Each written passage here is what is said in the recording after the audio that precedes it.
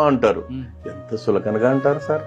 అదే house wife అనే విషయానికి వచ్చినప్పుడు ఆ మహాతల్లి ఉదయం నిద్ర లేచింది మొదలుకొని సార్ అంటే సూర్యుడు ఉదయించక ముందే నిద్ర లేచి ఆ తర్వాత ఆ ఇంటి పనులన్నీ చక్కదిద్దుకుని తను తింటుందో తినలేదో బిడ్డలు క్యారియర్ కట్టేయడం, వాళ్ళకి మంచిట్లు చూడడం, స్కూల్కి పంపడం, మళ్ళీ ఇంటి పనులు చూసుకోవడం, మళ్ళీ మధ్యాహ్నం భోజన కార్యక్రమం, ఆ తర్వాత భర్త ఇంటికి వస్తే భోజనం పెట్టడం, మళ్ళీ సాయంత్రం మళ్ళీ పిల్లలు ఇంటికి చూసుకోవడం, మళ్ళీ ఈ ఇంట్లో ఉంటాయి కదా సార్ ఇంటి పనులు, ఇంటిల్లి పాది పనులు అంటే ఒకటేని కాదు సార్.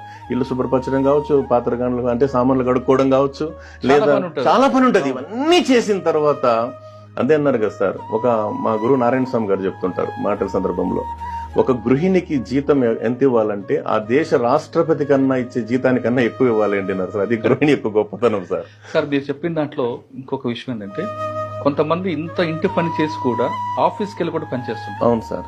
మీరు గృహిణి అన్నారు కదా. అవును సార్. House wife. అవును హౌస్ వైఫ్ కదా వాళ్ళు, వర్కింగ్ ఉమెన్ సార్.